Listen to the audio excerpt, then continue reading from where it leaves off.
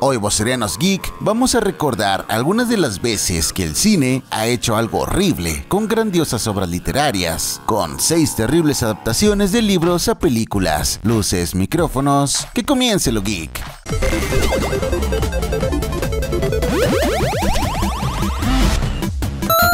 Antes de comenzar, quiero aclarar que la numeración no tiene ninguna importancia. Número 6. Eragon. El autor estadounidense Christopher Paolini empezó a escribir Eragon cuando tenía 17 años. Fue un gran éxito que llevó a otros libros para formar la saga de Eragon, dando así a una nueva secta de fans dedicados a esta historia. Era solo cuestión de tiempo antes de que Hollywood tocara las puertas de Paolini para negociar los derechos y convertirse en la siguiente franquicia como El Señor de los Anillos y Harry Potter.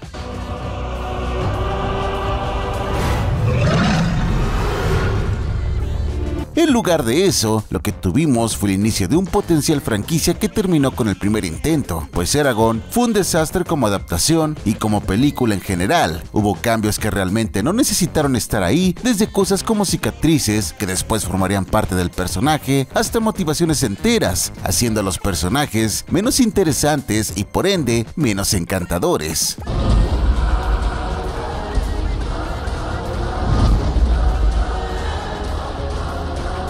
Hay efectos especiales, trabajo de edición y actores, pero nada en el filme se siente especial. Todo está ahí para ser como cualquier película de fantasía que hemos tenido antes y después. El actor Jeremy Irons termina siendo el mejor detalle del filme como el personaje de Brom, pero los demás van desde aceptables hasta mediocres. Sucesos en la historia que suceden solo porque X cosa deben suceder. Todo en esta adaptación es proceso, pero ciertamente no es magia.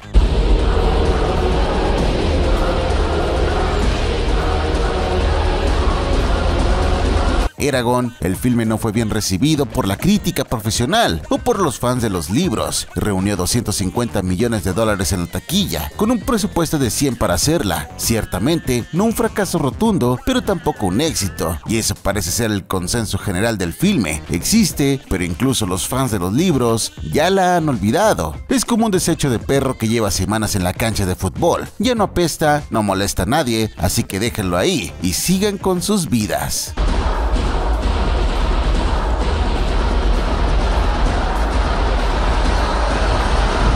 Número 5. El Señor de los Anillos. Tranquilos, no se desuscriban de este canal, bajen sus orcas y apaguen sus antorchas, porque no estamos hablando de las increíbles películas hechas por Peter Jackson del 2001 al 2003. De ninguna manera, esas son las mejores películas de todos los tiempos y no escucharemos nada que se atreva a decir lo contrario. No estamos hablando de la adaptación animada hecha por Ralph Bakshi de 1978.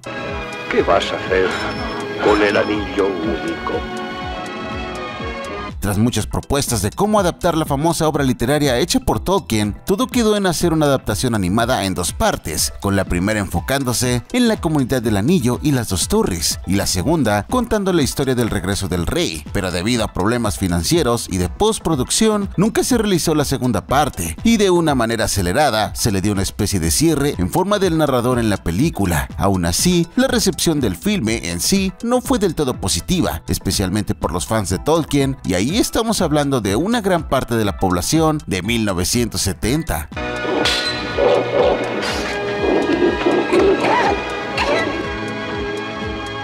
El filme descarta muchas partes de los libros y acelera en parte las que adapta directamente, quitando mucho del encanto del libro, pues parte de la maravilla de la historia son los escenarios, los pequeños momentos y los momentos clave de ciertos personajes. El filme se siente que solo vemos la versión escrita en pequeñas notas de lo que pasa.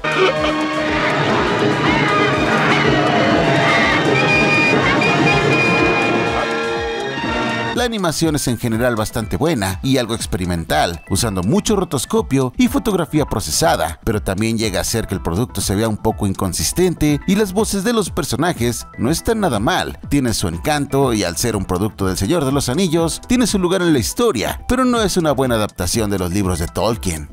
¡Adiós, amigos! Número 4. Duna. Y vaya, ¿cómo olvidar la primera vez que la obra maestra de Frank Herbert fue adaptada al cine? Y gracias a la buena recepción de la nueva versión, podemos llamar a esta la primera y única película basada en Duna, que fue un desastre como adaptación. Dirigida pero no reconocida por David Lynch, Duna en 1984 trató de contar la cinematográficamente incontable historia de la guerra entre dos familias nobles por el control del planeta Arrakis y la asunción del joven Paul Atreides en esta supuesta figura mesiánica. Es un filme tan grande, tan épico, que literalmente no puede consigo mismo. House Atreides, House of Golden, Fury, El filme tiene sus buenos detalles, así como sus fans. Tiene un increíble estilo visual, fantásticos efectos especiales, música que refleja la grandeza de la historia original y actuaciones que, para bien o para mal, son memorables. Las escenas de espectáculo aún pueden ser satisfactorias e incluso, en un sentido no tan genuino, se puede disfrutar por varios detalles, pero si hay algo que no se puede negar es el terrible trabajo de condensación de la historia que hace, especialmente durante la segunda mitad. All eyes will turn to Arrakis. Arrakis.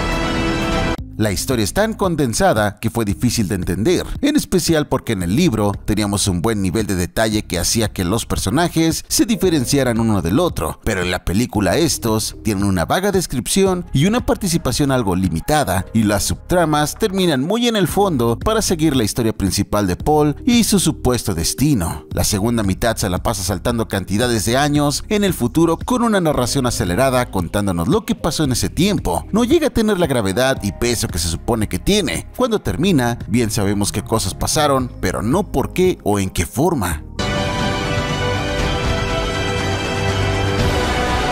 I'm dead to everyone unless I try to become what I may be. No fue un éxito en taquilla, de hecho fue una pérdida de dinero y, como mencionamos antes, el mismo director David Lynch desconoce el filme. Al menos, la nueva versión parece que ha hecho lo imposible y por fin tenemos una digna adaptación de la guerra por Arrakis. Sleeper has awakened!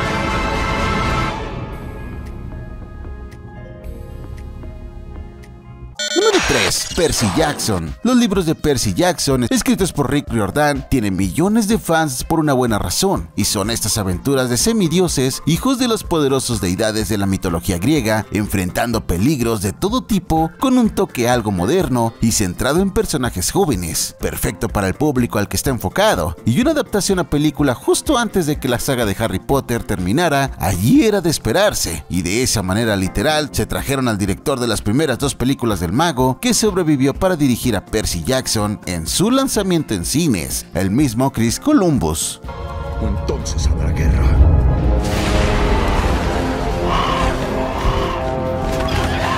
Percy Jackson y el Ladrón del Rayo es conocido por sus cambios innecesarios a la historia, donde se le quita importancia al desarrollo del personaje Percy, convirtiéndolo en una persona que sale por encima de los prejuicios de los demás, a un héroe súper glorificado, tipo Harry Potter, pero sin los detalles buenos, detalles como el inframundo viéndose como el infierno del cristianismo en lugar de, bueno, el inframundo es otro detalle, así como la eliminación de ciertos personajes importantes, como la mera mención de Cronos, que no pasa en el filme, y como de verdad afecta la historia cuando ciertos detalles suceden en un orden completamente diferente. We've been expecting you. The gods are real. My father's Poseidon. God of the seas. Se puede decir que bastardizó la historia con los cambios innecesarios, y no fue bien recibida por los fans y las audiencias. No pensaron mucho del filme, pero hizo suficiente dinero para que los estudios se encargaran de otro, el cual salió 3 años después, titulado Percy Jackson y el Mar de los Monstruos, y esta fue una adaptación todavía más demacrada y desastrosa que la primera. También están estos cambios innecesarios como en la primera en cuanto al orden y momento en que ciertas cosas suceden, y como película en sí misma es todavía peor. The only thing that has the power to save our home is the Golden Fleece. It's in the Sea of Monsters. No tiene escenas de acción tan memorables, los personajes son cliché y genéricos, e incluso las actuaciones de los mejores actores de la primera esta vez no son tan buenas. Parece que ni ellos querían hacer otra de Percy Jackson. Tras la decepcionante recepción de estas dos películas, se planea una serie en Disney Plus. Ojalá sea una buena serie, porque estos libros de verdad tienen increíbles momentos. Dedos cruzados para que por fin tengamos una buena versión visual de las aventuras de estos jóvenes semidioses.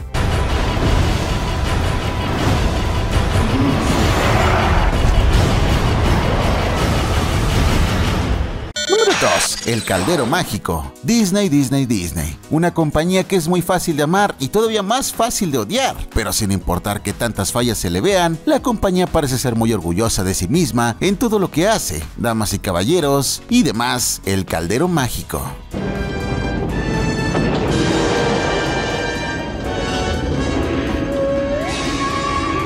Este filme está parcialmente basado en los primeros 2 libros de las crónicas Prydain, escritos por Lloyd Alexander. La compañía Disney adquirió los derechos en 73 y la producción del filme no comenzó sino hasta 1980. Esta era la época después de la muerte de Walt Disney en 1966, donde la compañía se la pasó años y años, décadas más bien dicho, buscando qué hacer y cómo haría las cosas Walt si estuviera ahí. Y vaya que con producciones como esta se notaba bastante. El filme iba a salir en el 84, pero el entonces nuevo presidente de Walt Disney, Jeffrey Katzenberg, ordenó que el filme fuera editado, lo cual demostraba que no tenía idea de cómo se hacía un filme animado, pues no puedes simplemente editarlo como una película común. Por ende, fue atrasado hasta 1985. Que contiene la clave para salvar una tierra mística.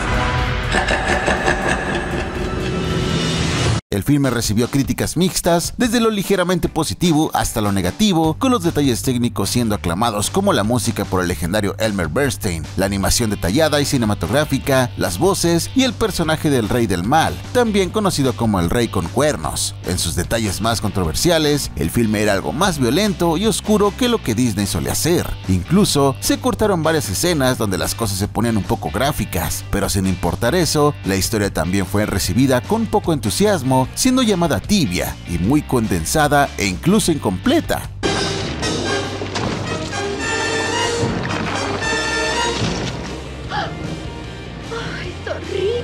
Fue un fracaso en taquilla, reunió solo 21 millones de dólares con un presupuesto de 44, una terrible pérdida de dinero para Disney en una época donde no podían tener tales fracasos o la compañía podría cerrar. El filme no fue lanzado de ninguna otra manera hasta el 98, cuando la sacaron en VHS, un formato que estamos seguros muchos de ustedes ni reconocen. En fin, a pesar de la compañía ha hecho peores productos y ahora incluso pueden soportar millones en pérdida porque los pueden recuperar en un santiamén. En fin, a pesar que la compañía ha hecho peores productos y ahora incluso pueden soportar millones en pérdidas porque los pueden recuperar en un santiamén, siguen dándole mala reputación al caldero mágico. Y sí, no será una buena película, pero tampoco es de lo que la compañía de verdad necesita de avergonzarse. Hay mucho más material allá afuera.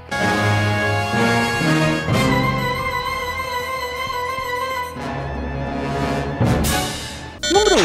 Alex Rider. La serie de libros Alex Rider está escrita por Anthony Horowitz desde el año 2000 y es esencialmente James Bond adolescente. Así es, la fantasía adolescente que es James Bond, pero con un personaje igual de adolescente que ellos, llamado Alex Rider. Y con tal fórmula el éxito era inevitable, y con el mismo James Bond estando en un mal estado entonces, esperando a ser revivido con el filme Casino Royale en 2006, la industria del cine vio oportuno adaptar a Alex Rider para tomar su lugar en ese medio. So what is this place? Hogwarts? Special Operations Division of MI6. Your uncle is one of our best agents. Así, en el año del 2006, tuvimos en los cines una adaptación del primer libro de la serie, Stormbreaker, con un guión escrito y adaptado por el mismo autor, Anthony Horowitz, el cual también ha hecho guiones anteriormente en su carrera, añadiendo eso al hecho de que las escenas de acción eran coreografiadas por el legendario Donnie Yen. Uno pensaría que esta serie sería una gran adaptación del libro meramente decente de Alex Rider, pero fue todo lo contrario, pues la película, a pesar de ser estructuralmente fiel, parece no funcionar tanto como lo hacen las hojas del libro. Always was a very careful man. Where is he now? I'm not sure, but I'll find out.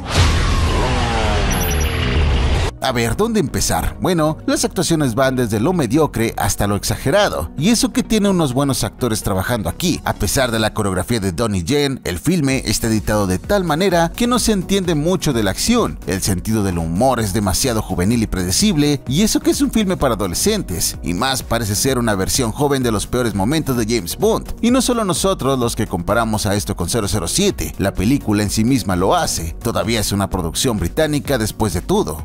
Trust me. Find the truth behind Stormbreaker, and you will find your uncle. This is a day that none of you will ever forget.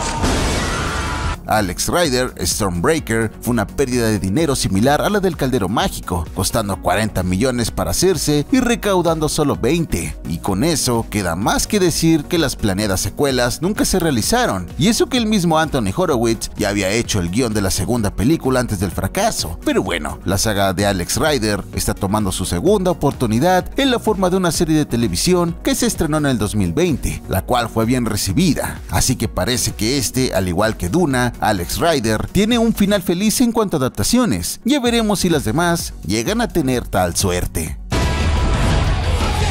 That's not what they told me. Hang on! Alex Rider.